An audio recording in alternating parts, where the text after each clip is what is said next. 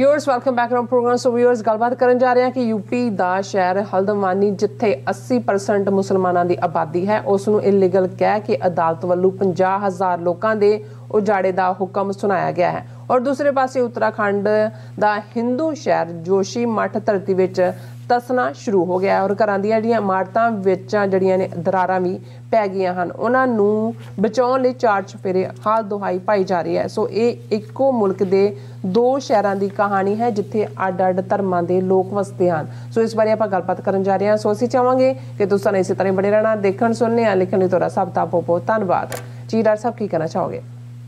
देखो वैसे तो मैं जिवें अगे भी मैंशन किया सी the tale of two cities Charles Dickens का नॉवल है जी जिहड़ा उस रॉटन सोसाइटी दा जिक्र करदा है जदों डेनमार्क दे विच किवें दो किस्म दे कल्चर साइमल्टेनियसली जिहड़े ने वो पनप रहे सी। उस नूं पिछले दिनां च एक आस्ट्रेलियन लिखारी ने अपने फ्रीलैंस जर्नलिस्ट ने the tale of two genocides Xinjiang and Khalistan इस दे थले भी बयान है क्योंकि the tale of two cities बहुत पॉपुलर नावल रहा। उन्हें कहा जी देखो एक पासे सिंहक्यांग दे जेनोसाइड नूं वीगर मुसलमाना दे किवें अमरीका और कैनेडा और यूके और आस्ट्रेलिया उभारदा है, पर जो खालिस्तान च हो रहा उस वालों अखां मीटियां हुई ने। असीं भी जिक्र करते हैं the tale of two Indias. एक पासे ਜਿਹੜਾ ਹਿੰਦੂਤਵਾ ਵਾਲੇ खुद ही मोहन भागवत ਕਹਿੰਦਾ ਸੀ ਜੀ ਇਹ ਜਿਹੜੇ ਰੇਪ ਹੋ ਰਹੇ ਨੇ ਜਦੋਂ ਨਿਰਭਇਆ ਦਾ ਰੇਪ ਹੋਇਆ ਉਹਨੇ ਕਿਹਾ ਜੀ it's not our India, our India is rural India, ਇਹ ਡਿਫਰੈਂਟ ਇੰਡੀਆ। ਸੋ ਇਹ ਖੁਦ ਵੀ ਇਵੇਂ ਕਹਿੰਦੇ ਰਹੇ।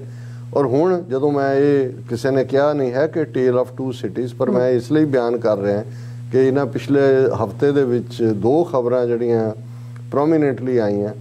ਸਭ ਤੋਂ ਪਹਿਲਾਂ ਹਲਦਵਾਨੀ और ये जड़ा हल्दवानी शहर यूपी का है। अच्छा।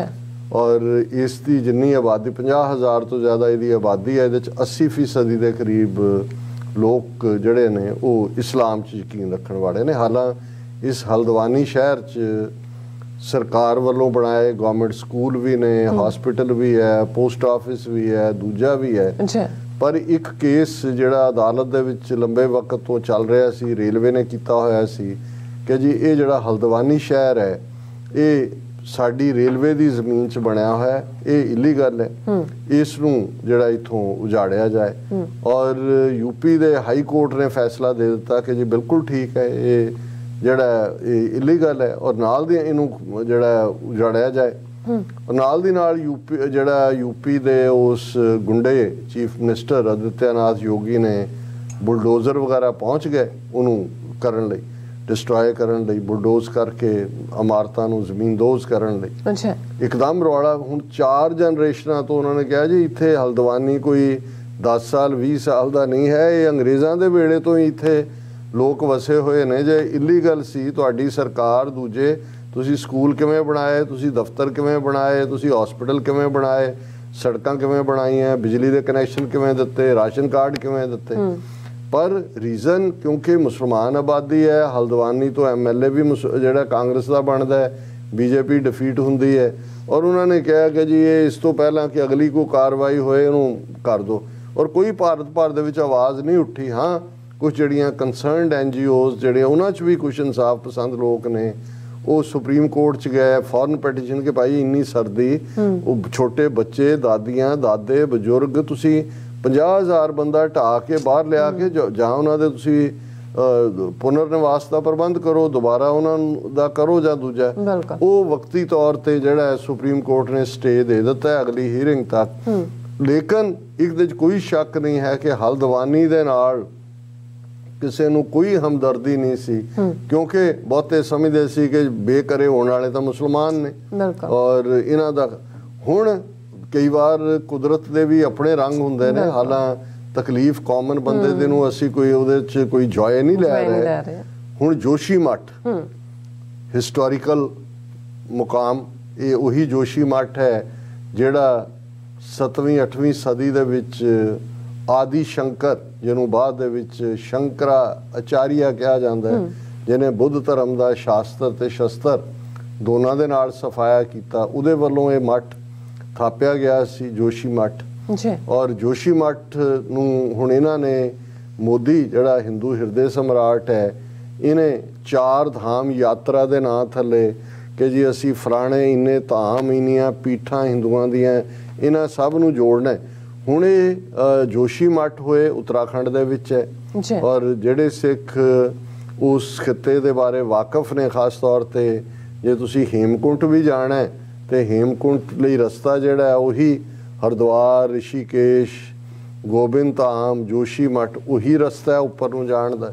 ਹੁਣ ਉਹ ਪਹਿਲਾਂ ਹੀ ਜੋਸ਼ੀ ਮੱਠ ਜਿਹੜਾ ਹੈ ਪਹਾੜ ਦੀ ਢਲਾਨ ਨੂੰ ਕੱਟ ਕੇ, ਉਹਦੇ 'ਚ ਬਹੁਤ ਪਹਿਲਾਂ ਕੋਈ ਜਿਹੜਾ ਗਲੇਸ਼ੀਅਰ ਵਗੈਰਾ ਪਿਘਲਿਆ ਥਾਂ, ਬੜੀ ਨਰਮ ਥਾਂ ਹੁੰਦੀ ਹੈ, ਉਹਦੇ 'ਚ ਪੱਕੀਆਂ ਸੀਮੈਂਟਡ ਇਮਾਰਤਾਂ ਬਣੀਆਂ ਹੋਈਆਂ ਨੇ। ਹੁਣ ਜਦੋਂ ਇਹਨਾਂ ਨੇ 4 ਧਾਮ ਦੇ ਨਾਂ ਥੱਲੇ ਪਤਾ ਨਹੀਂ ਕਿੰਨੇ ਅਰਬ ਰੁਪਈਆ ਰੱਖਿਆ ਕਿ ਜੀ ਇੱਥੇ ਅਸੀਂ ਇਹ ਕਰਨਾ, ਹਾਲਾਂ ਐਨਵਾਇਰਨਮੈਂਟ ਵਾਲਿਆਂ ਨੇ ਕਿਹਾ ਕਿ ਭਾਈ ਇੱਥੇ ਕੋਈ ਜਿਹੜੀ ਹੈ ਉਹ ਡਿਵੈਲਪਮੈਂਟ ਜਾਂ ਮਤ ਕਰੋ, ਇਹ ਤਾਂ ਆਲਰੇਡੀ ਉਹਦੇ 'ਚ ਇੱਕ ਘਾਟੀ ਦੇ ਉੱਤੇ ਵਸਿਆ ਹੋਇਆ, ਇਹ ਸੇਫ ਨਹੀਂ ਹੋਣਾ। ਔਰ ਉਹ ਚੀਕਾਂ ਮਾਰਦੇ, ਇਹਨਾਂ ਨੂੰ ਲੱਗਾ ਜੀ ਅਸੀਂ ਤਾਂ ਸਾਡਾ ਪਵਿੱਤਰ ਧਾਮ ਔਰ ਇਹਨੂੰ ਅਸੀਂ, ਉਹਨਾਂ ਨੇ ਆਪਣਾ ਹਿੰਦੂਤਵਾ ਦਾ ਸੌਦਾ ਵੇਚਣਾ। ਹੁਣ ਨਤੀਜਾ ਪਿਛਲੇ ਹਫਤੇ 'ਚ ਆਇਆ ਕਿ ਸਡਨਲੀ ਸ਼ਹਿਰ ਜਿਹੜਾ ਪੂਰੇ ਦਾ ਪੂਰਾ ਸ਼ਹਿਰ ਜੋਸ਼ੀ ਮੱਠ ਹੋ ਸਿੰਕ ਹੋਣਾ ਸ਼ੁਰੂ ਹੋਇਆ।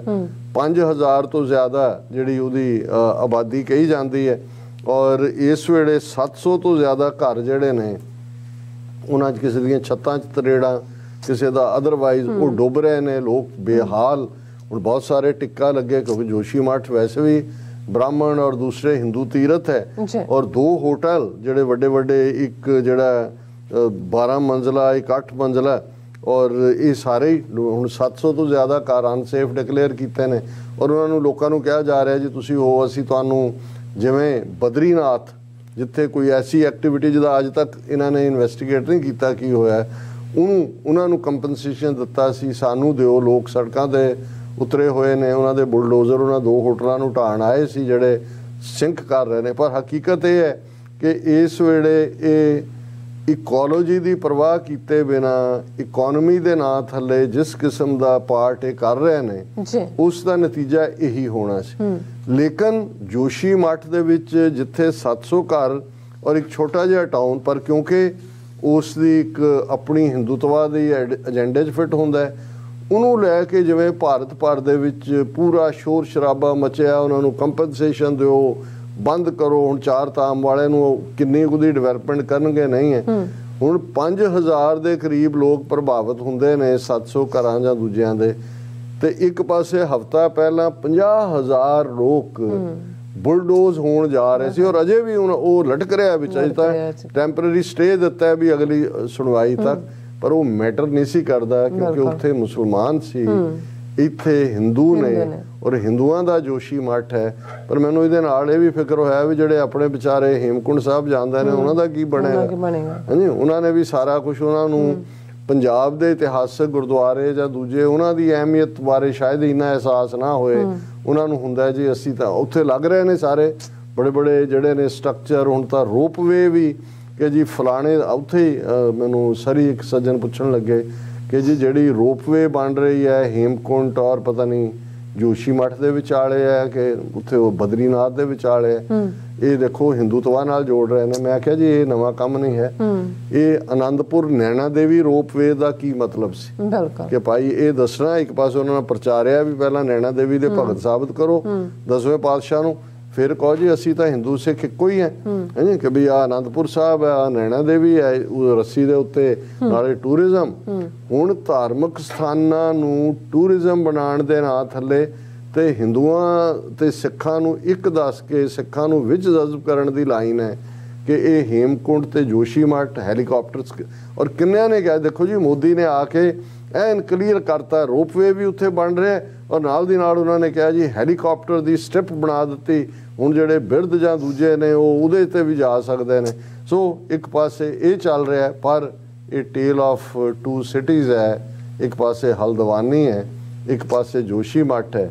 ਤੇ ਜੇ ਭਾਰਤ ਮਾਤਾ ਦੇ ਪੁੱਤਰ ਨੇ ਤੇ ਕਿਹੋ ਜਿਹੀ ਮਾਤਾ ਹੈ, ਇਦਾਂ ਤਾਂ ਮਤਰਈਆਂ ਵੀ ਨਹੀਂ ਕਰਦੀਆਂ ਕਿ ਭਾਈ ਇੱਕ ਨੂੰ ਤੁਸੀਂ ਜਿਹੜਾ ਉਹਨਾਂ ਦੀ ਤੁਹਾਨੂੰ ਪਰਵਾਹ ਹੀ ਨਹੀਂ ਹੈ। ਪਰ ਚਲੋ ਫਿਰ ਵੀ ਭਾਰਤ ਵਿਸ਼ਵ ਗੁਰੂ ਬਣਨ ਜਾ ਰਿਹਾ ਹੈ। ਹੁਣ ਜੋਸ਼ੀ ਮੱਠ ਸ਼ਾਇਦ ਥੱਲੇ ਜਦੋਂ ਬਿਲਕੁਲ ਸਿੰਕ ਹੋ ਗਿਆ ਤੇ ਪਤਾਲ ਲੋਕ ਦੇ ਵਿੱਚ ਵਿਸ਼ਵ ਗੁਰੂ ਬਣ ਜਾਏ, ਉੱਪਰਲੇ ਦੇ ਵਿੱਚ ਤਾਂ ਵਿਸ਼ਵ ਗੁਰੂ ਕੀ ਚੇਲਾ ਵੀ ਬਣਨ ਦੇ ਲਾਇਕ ਨਹੀਂ ਹੈਗੇ। ਬਿਲਕੁਲ ਡਾਕਟਰ ਸਾਹਿਬ, ਤੁਹਾਡਾ ਬਹੁਤ ਬਹੁਤ ਸ਼ੁਕਰੀਆ, ਤੁਸੀਂ ਆਪਣੇ ਵਿਚਾਰ ਸਾਡੇ ਦਰਸ਼ਕਾਂ ਨਾਲ ਸਾਂਝੇ ਕੀਤੇ ਨੇ। ਸੋ ਇੱਥੇ ਲੈਣਾ ਬ੍ਰੇਕ, ਸੋ ਇੱਥੇ ਲੈਣੇ ਆਪਣੇ ਵਿਊਅਰਸ ਕੋਲੋਂ ਇਜਾਜ਼ਤ। ਮੈਂ ਕਹਿ ਰਹੀ ਕਿਉਂਕਿ ਡਾਕਟਰ ਸਾਹਿਬ ਕਿਉਂਕਿ ਕਾਫੀ ਦਿਨਾਂ ਤੋਂ ਬਾਅਦ ਆਏ ਨੇ, ਇੱਕ ਹੋਰ ਸੈਗਮੈਂਟ ਕਰ ਸੋ ਦੈਟਸ ਵਾਈ ਮੈਂ ਕਨਫਿਊਜ਼ ਹੋ ਗਈ ਹਾਂ।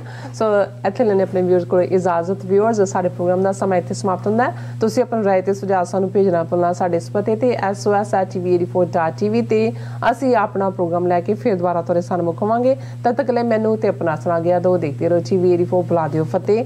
ਵਾਹਿਗੁਰੂ ਜੀ ਕਾ ਖਾਲਸਾ, ਵਾਹਿਗੁਰੂ ਜੀ ਕੀ ਫਤਿਹ। ਰੱਬ ਰਾਖਾ।